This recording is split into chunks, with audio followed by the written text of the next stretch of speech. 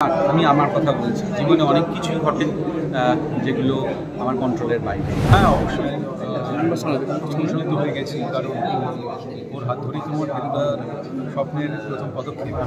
কারণ আমি আবেগপ্রবণ কিছু হইতে আমার ভালোই লাগছে, কারণ সব কিছুরই শেষ থাকে।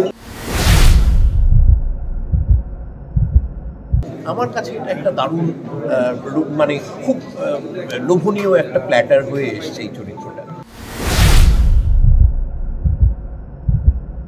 রজতাবদা, প্রত্যেকের যেরকম ইমোশনাল মোমেন্ট হলো, তোমার ক্ষেত্রে জিজ্ঞাসা করবো, তুমি বললে এগুলো সবাই পড়তে পড়তে বড় হয়েছে, ফুল করতে করতে কতটা আলাদা ছিল নাকি কতটা আবার নস্টালজিয়ায় আসলে এই ছবিটির সাথে? না, নস্টালজিয়া তো ডেফিনেটলি রয়েছে এবং প্রত্যেকের সাথে যে কাজ করেছি, এক ডিরেক্টরের সাথে দুবার করেছি, আরেক ডিরেক্টরের সাথে ফেলুদা, তিনজনই আলাদা আলাদা ছিল।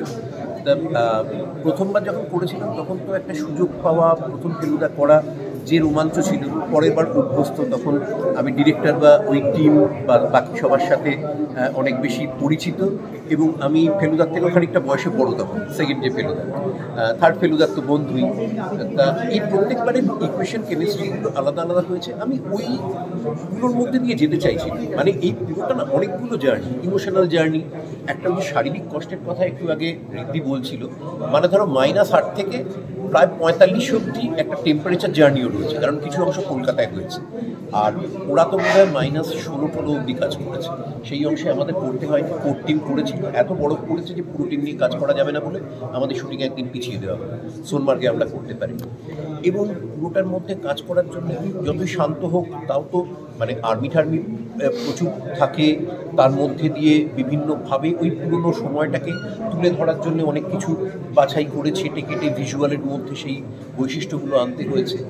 এবং এই ফিল্মটা করার জন্যে যে কতগুলো ইম্প্রোভাইজেশন হয়েছে, বাকি পুরোটা দর্শক দেখে বলবে কেমন লেগেছে। আমার এই চরিত্রটার ক্ষেত্রে আমি কতগুলো ছুঁয়ে যাওয়া তথ্য রয়েছে যেগুলো ফ্ল্যাশব্যাকের মধ্যে দিয়ে এখানটা এক্সপ্লোর করতে পেরেছি, যেহেতু সেটা একটা ওটিটি সিরিজ, তাতে অনেক ইলাবোরেট করে ব্যাক স্টোরি বলা যায় এবং সেখানটা 3টে ফ্ল্যাশব্যাক করার সুযোগ পাচ্ছি, যেখানটা একটা চরিত্রের ওই ডেভেলপমেন্ট বা ইভলভ করার জায়গাটা, যে বিভিন্ন বয়সের চরিত্র করছি, তাতে একটা চরিত্র গ্রো করছে, তার ইমোশনাল যে ফিল্ডগুলো সেগুলো বদলে বদলে যাচ্ছে।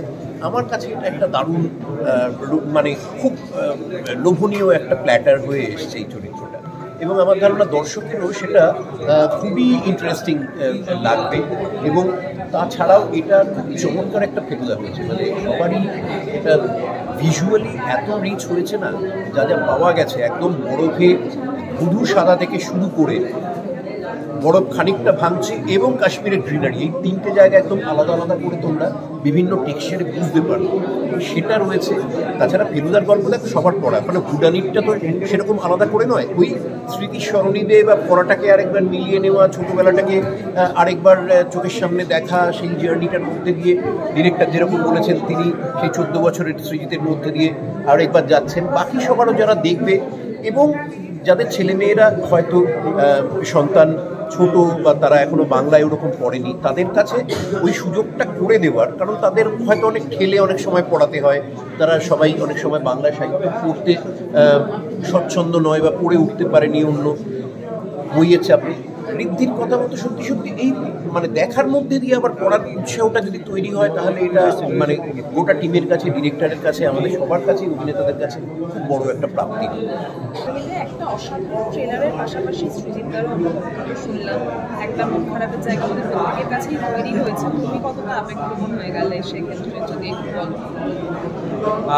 দেখো, আমি একটা অন্যভাবে বলি, জীবনে আমি আমার কথা বলছি, জীবনে অনেক কিছুই ঘটে যেগুলো আমার কন্ট্রোলের বাইরে, যেগুলোতে আবেগপ্রবণ যদি হয়ে পড়ি তাহলে আমার পক্ষে কালকে আবার কাজ করা বা এরপরেই আবার যাকে ইন্টারভিউ বা ওই ঘটনাটা শোনার পরে তোমাদের সাথে ইন্টারভিউ করা সব কিছু কঠিন হয়ে যেত।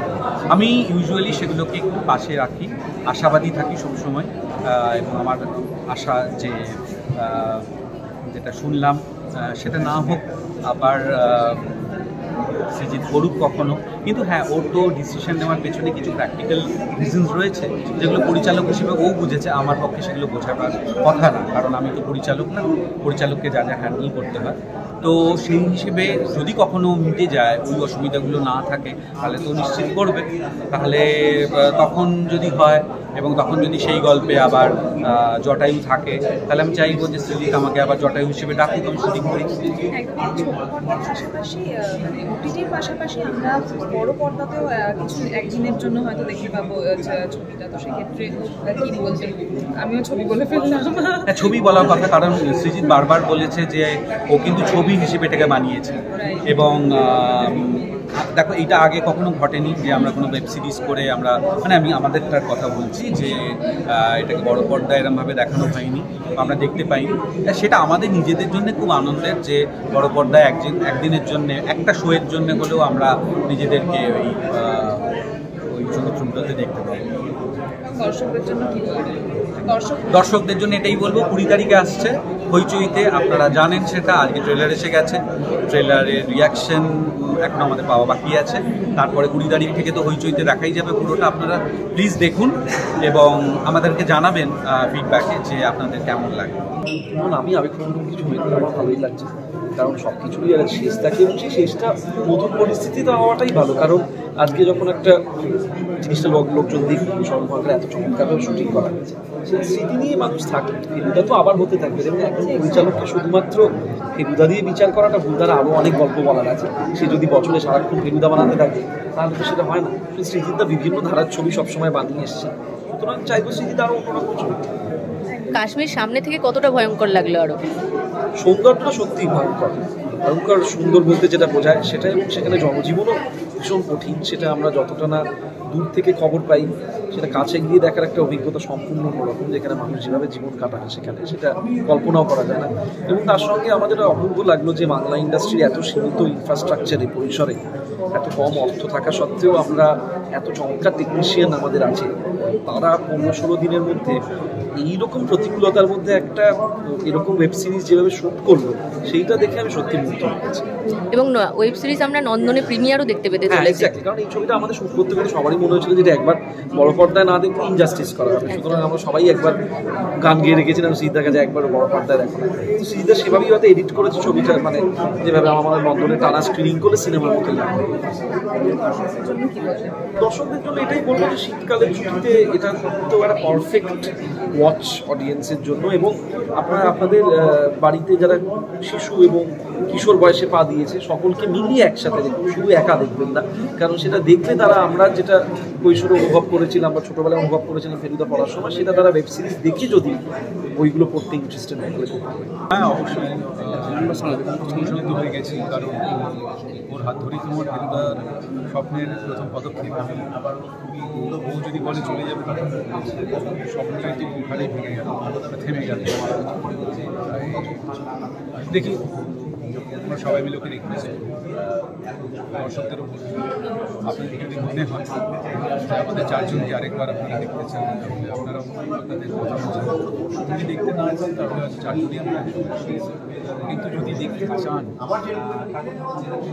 তাহলে আমাদের বলবেন, সবাই চেষ্টা করবো যাতে আরও কয়েকটা সিজন আমরা একসঙ্গে কাজ করি। দর্শকদের ভালোবাসা তো একটা আলাদা ব্যাপার থাকে, দর্শকরা সব কিছু পারে।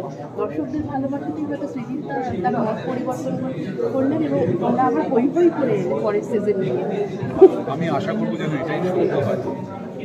হ্যাঁ, আজকে এটা বললাম আর কি, বাইরে আছে তোমরা জায়গায় দেখেই বোঝা যাচ্ছে, তোমার কথা বলেই বোঝা যাচ্ছে। তোমার ট্রেলারটা কেমন লাগলো? ট্রেলার আমার ট্রেলার আমার কেমন লাগলো সেটা বলবো না, দর্শককে কেমন লাগলো সেটা বলবো। তবে আমার এই প্রথম দেখলাম তো ওই জন্যই জিজ্ঞাসা করা। আমি মুগ্ধ। নিজের ট্রেলার করে বলছি না যে আজকে এই স্কেলে কাজ বাংলাতে খুব নিরপেক্ষভাবে হচ্ছে। এই স্কেলে কাজ আর এই মেধা দিয়ে, এই দৃষ্টিভঙ্গি দিয়ে খুব কম। বিনোদন জগতের সব খবরাখবর সবার আগে পেতে সাবস্ক্রাইব করুন বিনোদন চিত্র ইউটিউব চ্যানেল আর পাশে থাকা বেল বাটনটি ক্লিক করতে ভুলবেন না।